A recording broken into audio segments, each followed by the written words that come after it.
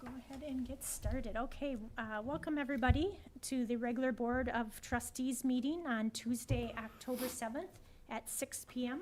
We'll do a roll call. Trustee Keller. Here. Trustee McGurran. Here. Trustee Nelson. Here. Trustee Olson. Here. Trustee Pike. Here. Trustee Porter, absent, and President Wecken, absent. The village president is absent, therefore the first order of business is to select an acting village president to preside over the meeting. Gina, I'd like to make a motion to appoint Trustee Pike as acting village president during President Wecken's absence. Do we have a second? Second. All right. Any questions or concerns? All in favor? Aye. Aye. Aye. All right. Trustee Keller has motioned, and second by Trustee Nelson, to appoint Trustee Pike as acting village president for this meeting by unanimous vote. Go ahead. Do you want me in the middle, or am I fine here? I like it there. It's up to you. I'll be fine here. Item number 2, review and approve the minutes from the regular board meeting of September 2, 2025. Motion to approve the minutes. Second. Any additions or corrections? If not, all in favor of the minutes as they stand, say aye. Aye. Aye. Opposed? Item 3, comments from the floor. Limited to 3 minutes per speaker. Opportunity for Village of North Hudson residents / property owners / business owners to make the board aware of new topics, issues, or opportunities not on today's agenda for consideration for future meetings.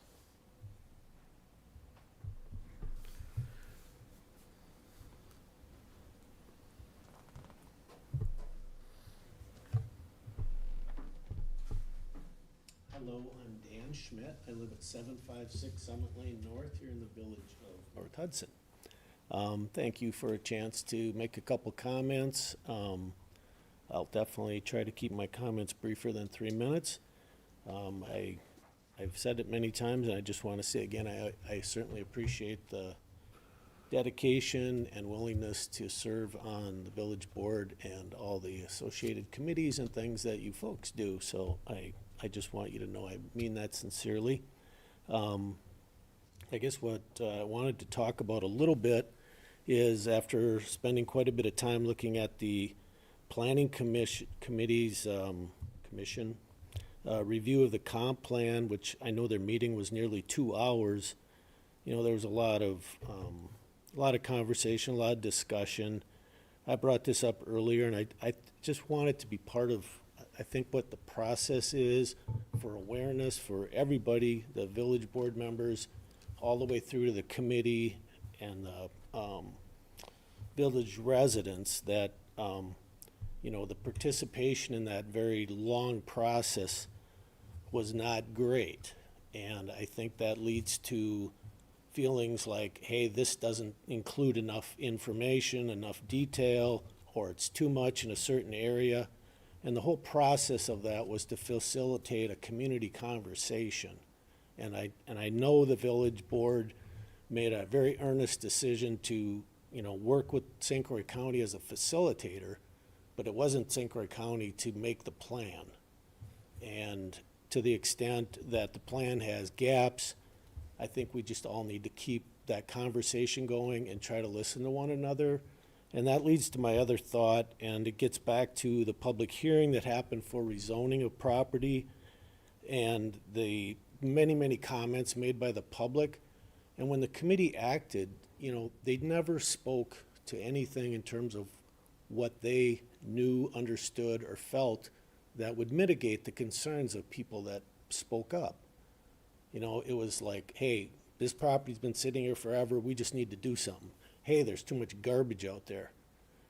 Those weren't the things people were talking about. Some of it was more about feelings. People didn't want to, you know, it to change so that there was always a place for the ducks and the squirrels or everything else. Not meaning to minimize that. I'm just saying that's more like feelings. And go to the other end, you got people talking about informed details such as the existing zoning of the village and the overlay of St. Croix River protection. And there's just not a comment even made about, is that important? Is it valid? Is it anything? And that, to me, feels like we're not listening if we don't even communicate. And so I'm just asking for that to be part of the, goals and part of the actions that we take in the future. And that goes in all directions. So, thank you again. I appreciate it very much. Thanks, you. Dan. Hey, Dan. Anybody else? No? That takes us to item number 4, new business from the board or staff. A, president's comments. Stan's not been feeling well, and he asked for your prayers. I talked to him a little bit ago. He's doing much better than he was 12, 24 hours ago, and probably gonna be down for a couple more days, it sounds like, but your prayers are appreciated for him. Item B. Can I ask a question? So for this section, can we bring up things, or is it just the clerk, just president and clerk? It says board, okay. From the board or staff puts it into, thanks. That's an interesting note. Change that. All right, item B, administrator/clerk's comments. All right, I have just a couple of items. Our 2024 audit results are back. We have an initial draft, and that has been reviewed by the treasurer and myself. There were no major findings in the audit, and so we have an expectation that we'll receive that final audit results in the next month or so. Obviously, that will be available to everybody, and we will discuss it in one of our upcoming meetings. So the initial results are back and looking good. I did want to mention that we had a BZA meeting, a Board of Zoning Appeals meeting, which we don't have very often. So there's no formal place to discuss it on the agenda, so I wanted to make sure that I mentioned it. This particular meeting was for, again, the Board of Zoning Appeals is for zoning variances. So if we have a zoning rule today and a resident would like to see a variance to that, they would go to this Board of Zoning Appeals. In this case, the resident was looking for a 4.5-foot cedar picket fence in the front yard. And today's ordinances say that it has to be, if it's in the front yard, it's got to be 75% open per our ordinances, and because it's a picket fence, cedar picket fence, it would not be the 75% open. So the variance application was reviewed. There was quite a bit of discussion around it, but the variance did get approved for him to build the fence. And again, I attached the meeting minutes to our documentation, but I did want to bring that up since there's no spot in the standard meeting for that. The other two things I wanted to mention is that we did hire a deputy clerk, as we had talked in our last meeting. She's, I think, going to be fantastic, and we really look forward to having her be a part of the village. Again, also feeling lucky that Susanna, our current clerk, will still be here through the end of the year, so we'll have quite a bit of overlap. But we're excited to have her join. She starts on Monday. And the last item, I just wanted to go over our building permits. We did actually process 9 building permits in the month of September. Fences were popular. Last month it was HVAC, and this month it's been fences. So I think 7 out of the 9 were building permits requested were fence related. So that's all I've got. Is that because of our chicken ordinance? I don't know. Before we move on, Paul, it does say new business from the board or staff, and I'm guessing it's been there that way for years. It's never come up, that question has never been asked. Is it legitimate for a board member to bring something up at this time? Well, I guess it depends on what you're gonna bring up. If it's It's a question I can wait till later. It goes under one of the other committees, and Okay. I can ask questions at that time on that committee, right? Yeah, because otherwise, if it's an item for discussion, it should be an agenda item for the next meeting. These, like the president's comments and the clerk's comments are more just informational topics to the public and not really an item that would be for board discussion. It's just a question for the board if it came to the board. So I'll get to it later. I'll get to it a number. You'll find a here. spot for it. Yeah, I already did. Thank you. Good, good. That's one of us gonna call, okay? Okay, thank you. Item number 5, Eller's presentation, water sewer consolidation, financial approach discussion only.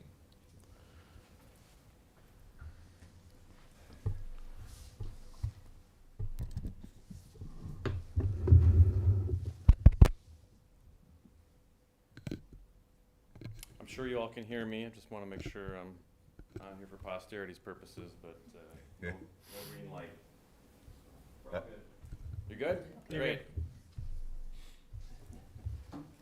Says the great Oz.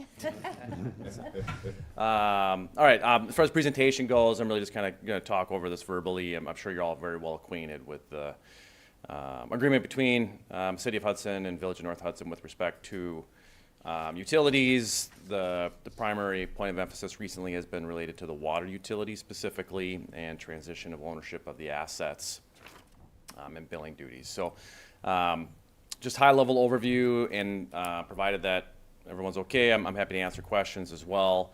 The agreement is basically kind of signed, sealed, and delivered for the most part, and then there's a last order of business, and that relates specifically to the village's 2021 general obligation debt issue. You'll recall at that time that debt was issued to fund the village's cost share of the Highway 35 improvements that were done. There was a portion related to essentially streets, curb and gutter, so the general fund had a share of that. The sewer had, there were sewer improvements, so the sewer had a share of that debt. And the water also had improvements, so water had a share of that debt. I'll also just remind you that when you issue general obligation debt, the pledge is really full faith and credit, meaning from any available source, and your unlimited taxing authority. So even though you intended to use water and sewer revenues to support the debt service, from a credit standpoint, the people that own it, they expect you at the end of the day, if you need to levy taxes or come up with money from any available source. Now, from your perspective, this debt remains outstanding and will remain outstanding. There is a prepayment feature of December 1 of 2029. As of right now, you don't have the ability to just take a lump sum amount and pay off all or some of the debt. This is very common. Anytime the village has issued long-term debt, especially greater than 10 years, there's typically a lockout period, and the reason why you do that is because you get better interest rates as a result. When you guarantee people a certain rate of return for a period of time, they're more apt to give you a lower cost of capital as a result. I'm not sure you can actually get much lower than where that one's at, which we'll talk about in a second. But in any event, the debt remains outstanding, and in order to really secure your position, right, you're giving up assets, and in return, you want to have essentially a guarantee from the city that they're going to turn over the dollars to continue to service that debt. The portion attributable to the general fund, the streets and curb and gutter, you will continue to levy taxes to pay that, as was the intended plan all along. But the water and the sewer, you're no longer going to get that revenue. You want to still retain a source of revenue to make those payments over time. And so the city of Hudson will essentially issue the village general obligation debt. The payments will match essentially with what those payment requirements are. And so therefore, no future council in Hudson can say, well, we don't want to do that anymore, right? So they will be, the agreement will then be memorialized in the form of general obligation debt. Under statute, you have the ability to purchase municipal obligations. Whether or not they have a rating doesn't really matter. So it's permissible for you to do this essentially as an investment. It will come at no cost to you. They'll turn the note over to you.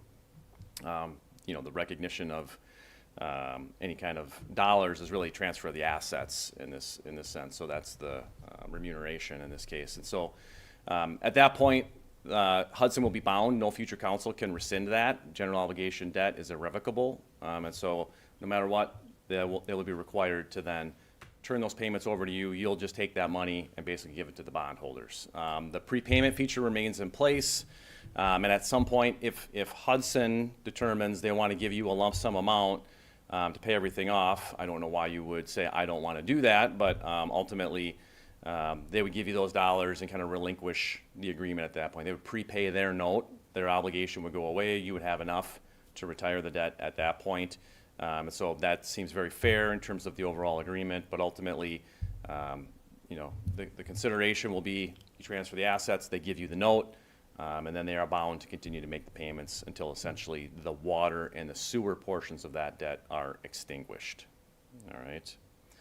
That has yet to be done. So I was physically at the Hudson City Council meeting last night, briefed them. They understand. The folks in the utility department there very much understand. We've had calls behind the scenes discussing all of this. And so at a future council meeting, they will have an action item on their agenda related to a resolution to issue to the Village of Hudson a general obligation note, and the dollar amounts will match up and get married up with the utility portions of your 2021 debt issue. So is it the city doing that, or is it the utility doing that? The city itself will issue, they're one and the same for legal purposes. So the city will issue a general obligation to the village. So the pledge is the same exact pledge that I just described to you, even though they will use utility revenues. The pledge is full faith and credit, unlimited taxing authority, a revocable pledge. No future council can rescind that while that's outstanding.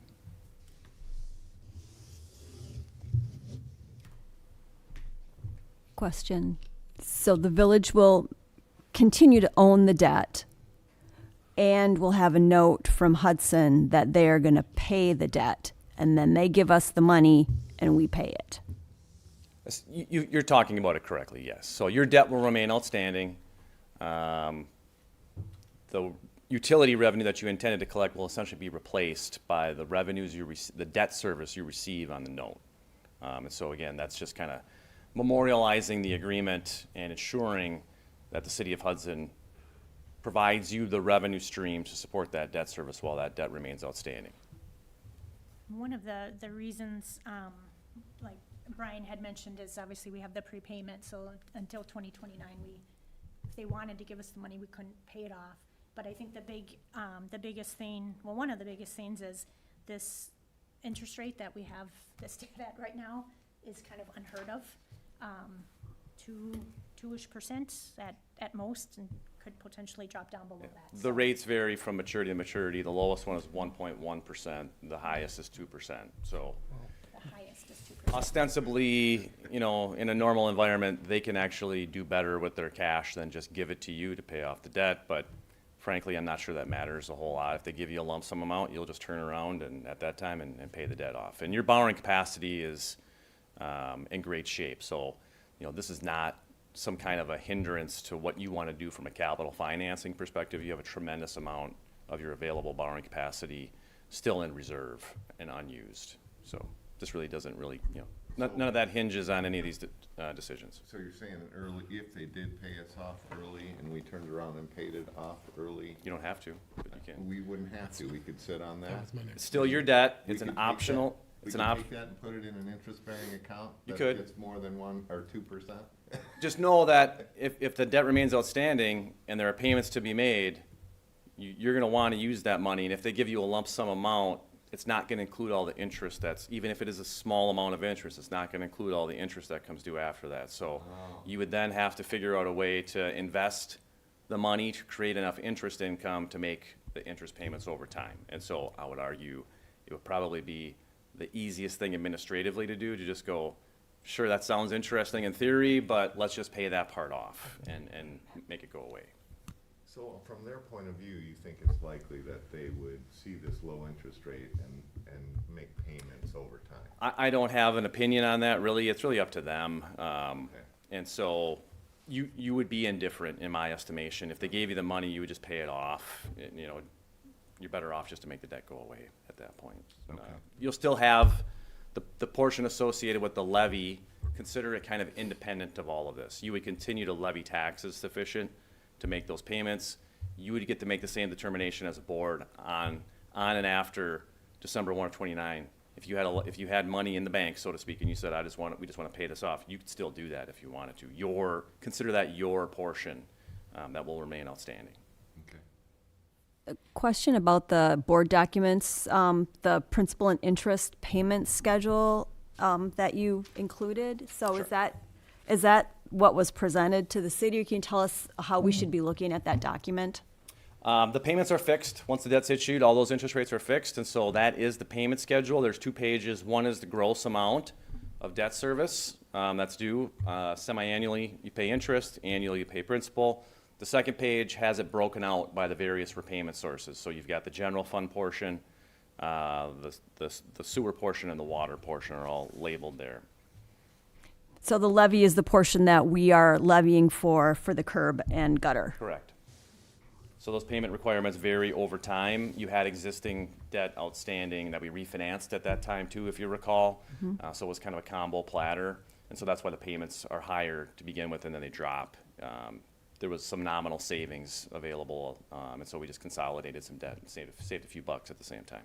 So that's the amount that the village retains that we don't get paid from Correct. Hudson for. Correct. And That's your responsibility and will remain so as long as that portion is outstanding. They're not gonna support that. That's yours, And they got the same information from you. 100%, Thank yes. you. Any other questions?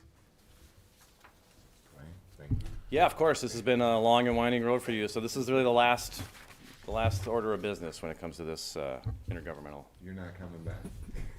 If you invite me, Just show up to our next, see you in a year. I'm not sure how to take that, but if you say come back, I will. Well, I was But hoping if you'd you- come back with a check in your hand or something. Hey, if you want me to, the first one, I'll see if I can just take it from them and hand it to you. How about that? Pay for the big one. Yeah, we'll get the big one. Brian and Sean have been instrumental for this. This was obviously the financial piece was one thing we had to figure out, and so when we engaged Ellers to help come up with some solutions, we've, like Brian said, had several meetings about this, and then in our last meeting, both Kip and I at the city said, I think it would mean more coming from Ellers that this is Sure. the right approach, and so they graciously agreed to show up to both the city meeting last night and our meeting today, so. Yeah, it's a big deal for all of you, so if you have questions, of course, we want to get them answered right away. So So it's is the- kind of a is the- timing thing too in that, Is the timing of the payments coming from Hudson such that we can turn around, get the money in the bank and get the check out? yeah, we'll make sure, Yeah. actually, the bond attorney that represents Hudson is also the same bond attorney that represents the Village of North Hudson. So we've already been in communication with that individual, and so we can paper it up to stagger the payment dates so that you get the money before. Again, I don't want to see it floating the payments and waiting for them to pay you, but, a couple days before so that you can have comfort that when you hit send on the Yeah, that would help. funds. Right, I mean, that just makes logical sense, so. They don't have to match up perfectly. We'll make sure the money gets in your hands so then you can forward it on. You get to be the middle person involved in that, but that's probably the best solution. Thank you for your help. Yeah, and we can even, we'll talk about this one maybe one more time, because we could even contemplate a situation where essentially they send the money to where it needs to go, and you don't ever touch it, but that doesn't have to be that way either. And that'll be called out in the agreement, the consolidation agreement? Yeah. Yep, so this was the last, as Brian mentioned, kind of the big piece of that consolidation agreement. Then the plan or the goal is to bring both of the documents, both the asset transfer as well as the service agreement to this board now. We'll get it out well before the November meeting, but the goal would be to have it reviewed in the November meeting, both for the city and for us. And we're good with the PSC and all that? Okay. Yeah, we started to talk about this once you were getting very close to the finish line. It was obvious it was gonna go through, so, Great. all right. Thank you for Thank explaining. you all. All right, that takes us to item number 6, Plan Commission. Plan Commission did not meet, we didn't have a quorum. Oh. And you meet again when? Next Wednesday, Next Wednesday, for okay. a 4-hour marathon session. All right, item thank you. 7, Personnel and Finance Committee recommendations, claims approval requested. Brian, can I move to have the board approve the October 2025 non-recurring claims of $184,635.07? Second. Questions? Gina, anything? The biggest expenses this month came from our fire dues, which were $139,000. It's about $4,000 less than we anticipated, so what we had budgeted versus what the actual was about a $4,000 difference favorable. But that was our yearly dues, and then the City of Hudson, the $9,000 for the video service provider fee. That's something that we apply for within the Department of Revenue, and then we kind of pass through that expense to the City of Hudson, and that helps support the River Channel and all that they do for us. So those were the two big expenses. The treasurer's report, you'll notice, does look a little bit different this month. This treasurer's report is the first official one coming from the new software. So we're all getting used to it. But certainly if anyone has any questions or if there's anything unclear, it's the same data, just formatted a little different. So Nathan and I had to spend some time walking through it, but I'm happy to answer any questions if people have any about any of the different categories. But that is out of the new software. All right. Any questions? And it is a spending issue. Mary? Yes. Yes. Yes. Yes. Yes. Just keep looking. All right. That's passed. Item number 8, Public Works Committee recommendations, chair update. We did meet, and we do have one item to bring forward. I move that the village board authorize execution of the maintenance contract as presented for the ongoing care of the county bike and pedestrian trail. I second. So, I mean, you can kind of see what it says in there. I'm not sure, have we brought this up with the folks in this whole meeting before? Okay, and Matt's not here. So the county came to us, all know about the trail going to the north that they put in. And they asked our guys if we would be willing to take over the maintenance of that trail, which is snow plowing it in the winter and mowing alongside of it in the summer. And I think that's about it. It's not for good.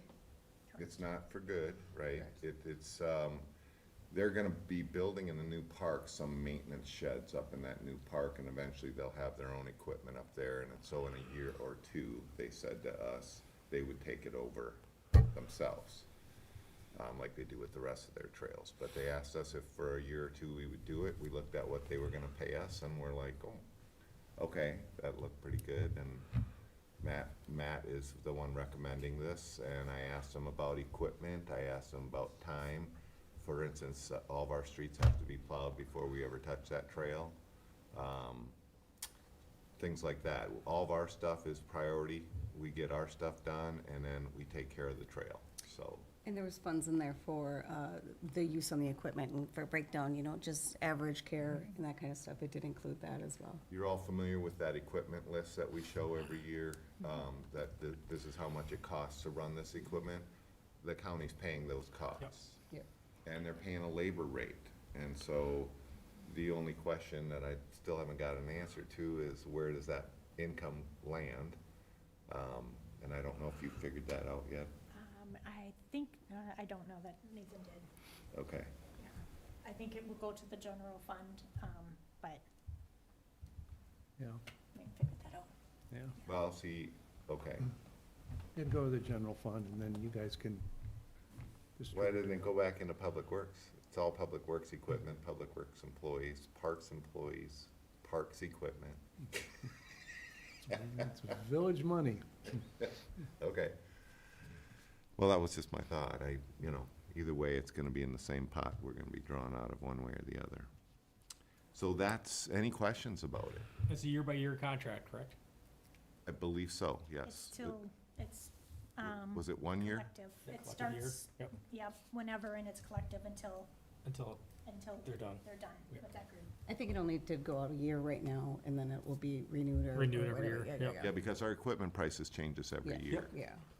and our labor rates. They were very cautious on all of those things. It was all, They've got quite the contract. yeah, they did. So Paul, have you reviewed this contract I for us? think I looked at it a while back, We didn't I? did, yep. Yeah. Yep.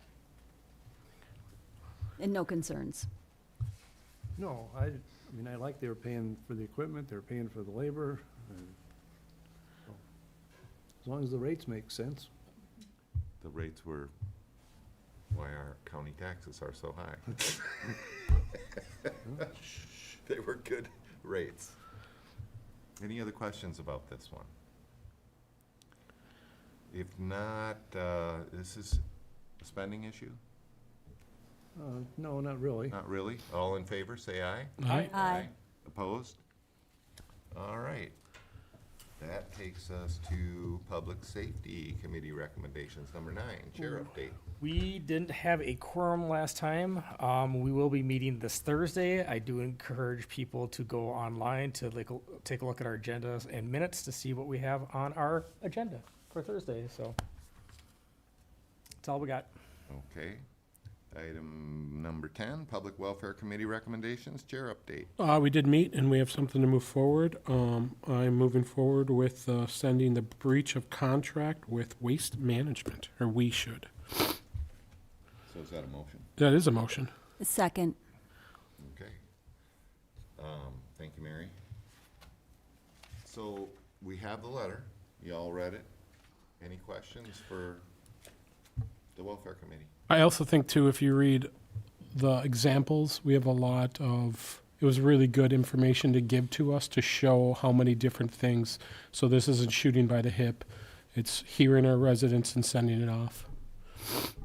It's been a while, Yeah. collecting the information and making sure that we are sticking to our side of the contract, for sure. We first brought this up in May and agreed that the next steps would be to continue to gather information and then look at the contract for the procedures. And we now have, I think, sufficient information that supports the concerns, and so that's why this is being requested.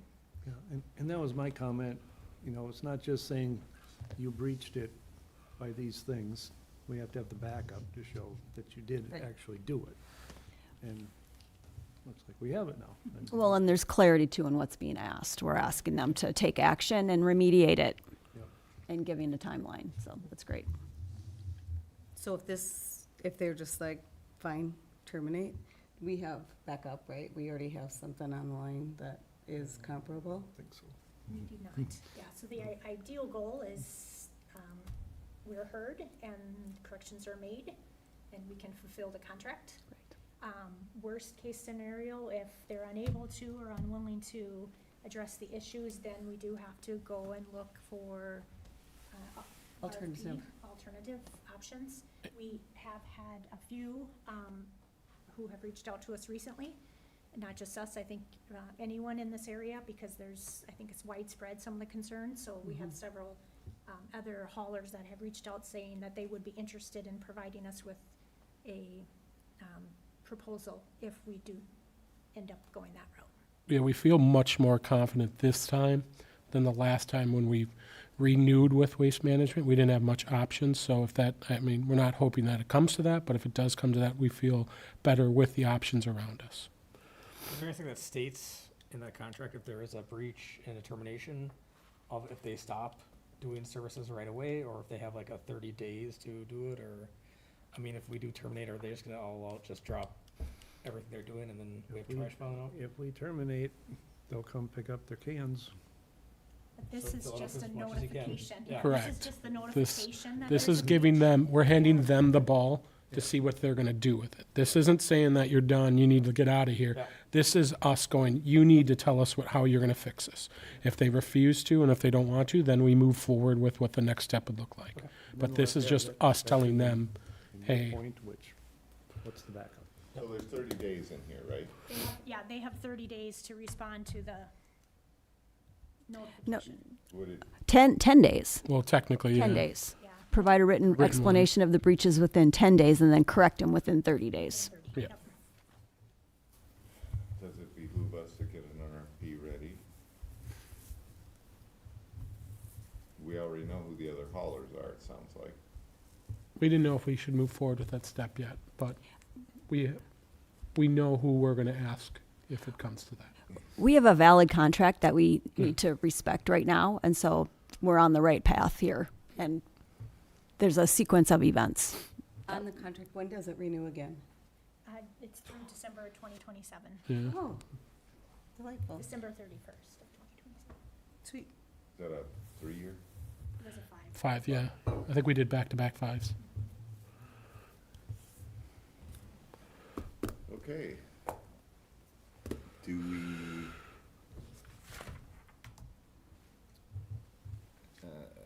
approval is requested, okay, so any further discussion on this one? All in favor, signify by saying aye. Aye. Opposed? Same sign? Before Okay. you go forward, can I ask a question Sure. of Public Works? Was it a year ago or 8, 9 months ago, it came to the board here for landlords, rentals, keeping up with the trash, and we were gonna do all these things to try to come up with a plan to hold people accountable. And I do remember seeing something about holding stuff accountable, but there was stuff about bringing it up to code and all of that. Has that gone anywhere? Or I don't remember seeing anything on that. You talking about the guy that came and complained about the landlord? Yeah, there was many though. There was more than just that. I think it's public welfare. That's, Public so that's welfare. welfare question. Is that's what we're on, right? Public Yep. welfare. Yep. Turkey? Yes, Go ahead. so, we did, get a pretty good start on what I would say would be a rental ordinance. And then, we were made aware of some pending lawsuits out right now at the state level about what can and can't be required through by municipalities through rental ordinances. And so what we have decided is we're going to let those play out before we implement an ordinance that then would have to be overturned. Gotcha. At this And we point- did go in depth into what this looks like, so it's very much started, but pending. It does sound like you went very in-depth to get all that Oh, information that bunch of River close. Falls stuff. Actually, we had the right people on the board too, ironically for that, because they lived in different towns that had the different places for it, so. Awesome, that's good. Well, So- it's good to hear, So too. it sounds like you have the stuff ready and you're waiting on these laws. I wouldn't say, it's not 90% the way there. Okay. There was still things that we wanted to figure out, but then it kind of just got a wait and Has see. to wait. Yep. It was my understanding, Gina, that it was actually in violation of the state statute to do the things that we wanted to do. So even the lawsuits resolving really wouldn't get us to the place that we were hoping to go. And the fact that you can't set a licensing fee sufficient to cover the costs of the village to implement the state statute correctly. So I don't see this going anywhere, even once those lawsuits are resolved. Yeah, the state stepped in and really cut back the village's ability to charge and regulate and license. And most of it stems from the reaction from the city of Madison, because they had some really stringent, laws in there for, against landlords, or it was viewed to be anti-landlord. So people spoke up and they got some laws passed. So what does that leave the municipality with for being able to handle such problems that we have had? Working within our existing ordinances and enforcing our existing ordinances. But the ordinances didn't have much out there. We had nothing for landlords, so that's where we were trying to come up with the ordinance There's, for it. yep, nothing for landlords. It would just be the regular nuisance and appearance and all the things. Same rental is the same as owner occupied as far as the rules. I believe we didn't have much for owner occupied either, so that was the bigger problem too. Good nuisance from the outside, but nothing for the Correct, inside. correct. Yeah, and the days when you could require like an annual inspection of all the rental units in the village, those are gone. Really? Well, I also thought we didn't know where the rentals are in the village. We do not have an idea of where all of them are, because there's nothing they file to That tell was us. the they one did. piece that we could, Yep, you can have a minimal yeah, registration.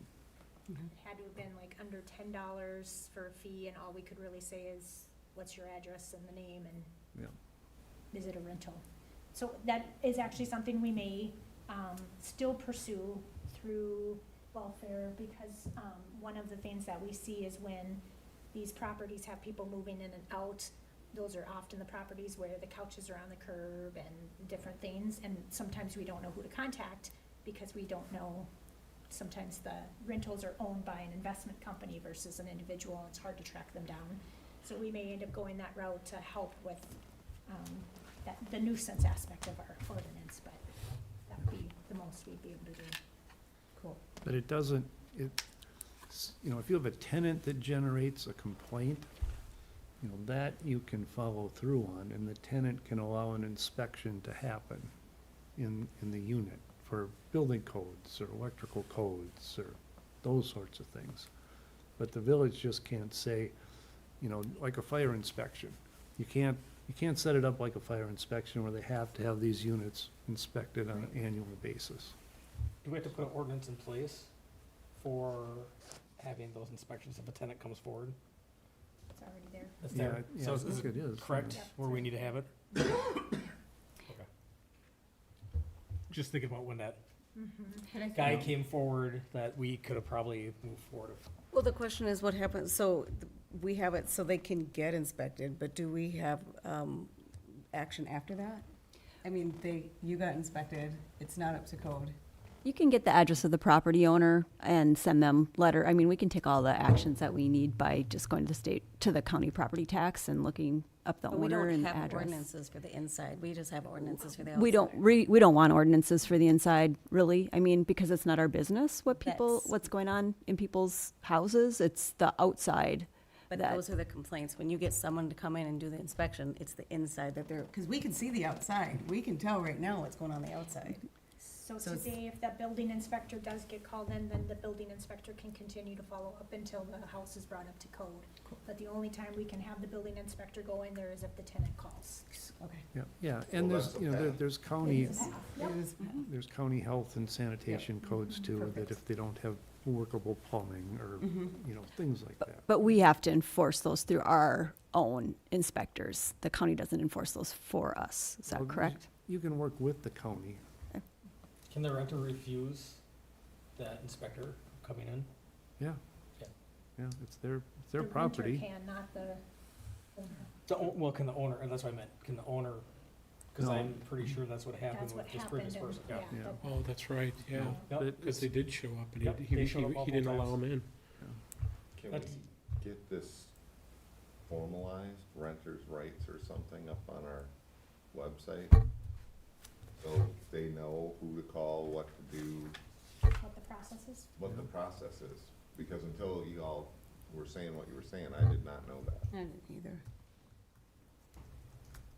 And it was a long time ago it was brought up. I don't so know if we just- want to get in the business of like posting renters' rights. There's organizations that do that. I mean, is that really what we want to do? Maybe we should take that back to welfare and have a discussion about it. I mean, there's a lot of rights that people have in a lot of different circumstances. I mean, This guy clearly had no idea Yeah. what he was supposed to do. He there's- took And he was action. he came to the village and, you know, he was pretty heated by the time he got I to remember. us. I remember. And he wasn't the only one that we've heard complaints from. And I do believe we are months and months and months past that, and this is the only conversation that I've had, but I didn't go to public welfare meetings either, though, so. I went to one. Maybe there's an So, in-between, maybe. The other now thing you that can we do know is this- post links. There's a lot of information out there for tenant rights places, and you can put a link on your website to those, and they're pretty well written, and they're pretty straightforward with That'd be good. frequently asked Yep. questions and Yeah. whatever. Maybe a link that would point them to a port that we do have in our ordinance that they can click that to see. Or, you know, village ordinances that would support or help them. Or when Paul mentioned the county, there's somebody at the county that takes care of some of this, maybe point them up at the county. Just give them someplace to Right. go. We can find the name of the role that the county person does and say, contact the county at this and ask for this position. That's very vague, Because I'm very sure easy. that person's out of there, so there's a new person that's renting that same unit. Is that same unit in the same situation?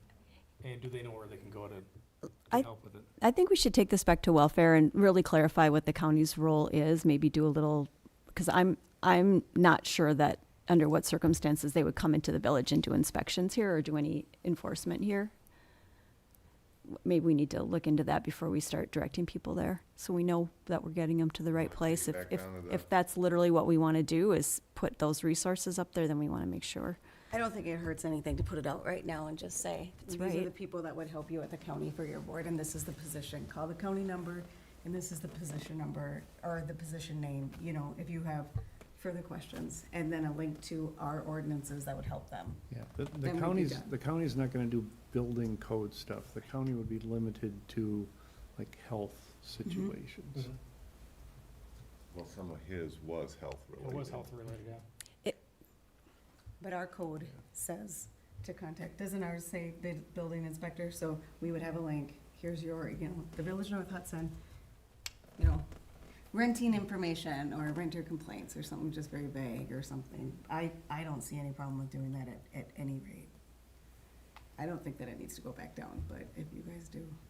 I think one of the things is that we've now learned through this example that we do have that, and the building inspector is allowed to be in if the tenant, so I think from an internal process perspective, we now understand that better. So that is at least the silver lining that forced us to. Yeah, you want to be a little careful that if you put it out there, you're going to have tenants that are going to fill up your phone line about all kinds of situations with their landlord that maybe doesn't rise to the level of village involvement too. So, I don't think we want to point them at us. I want to point them at the right person.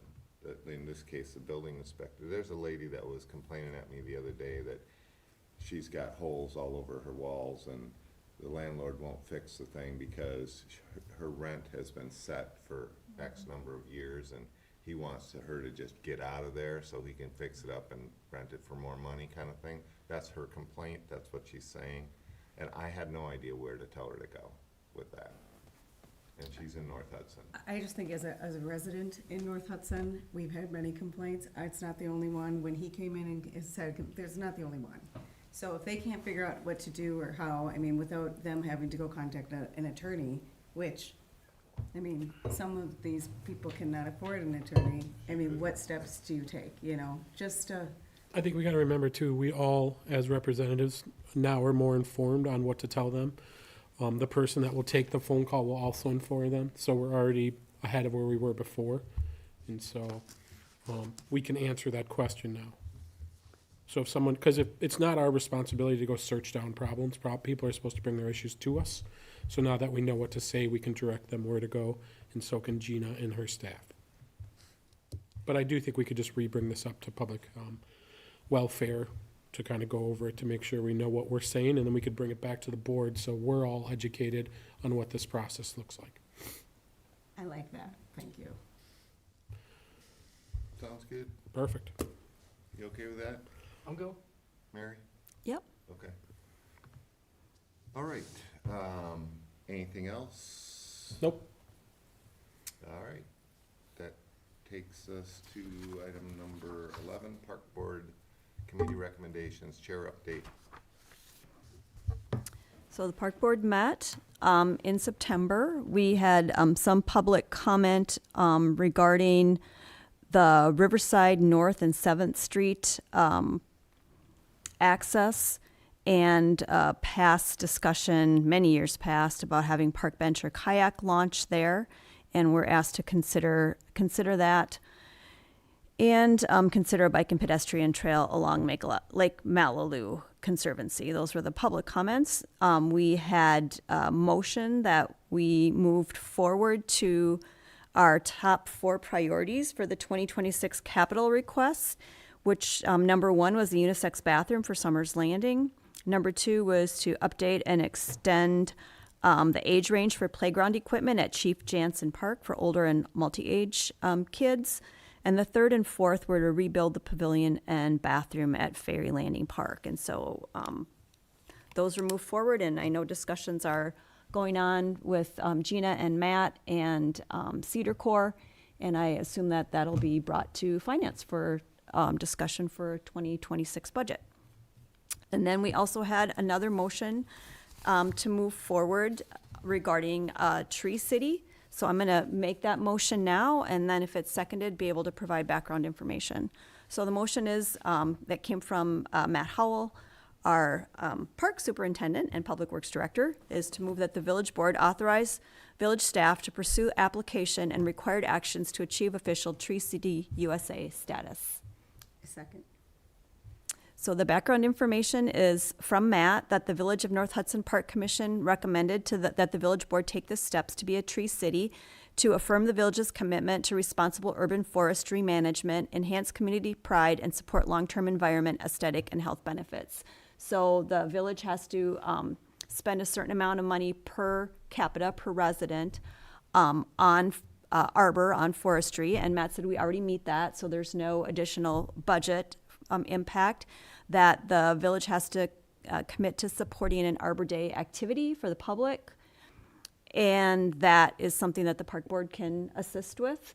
And then the other thing in it is to, there will be the potential, in addition to the village getting trees through the Arbor Day Foundation, to make those available to village residents at cost if they want to also increase their tree canopy. So Matt identified multiple benefits to the village. How much are we gonna have to pay in? I know that it's, Nothing.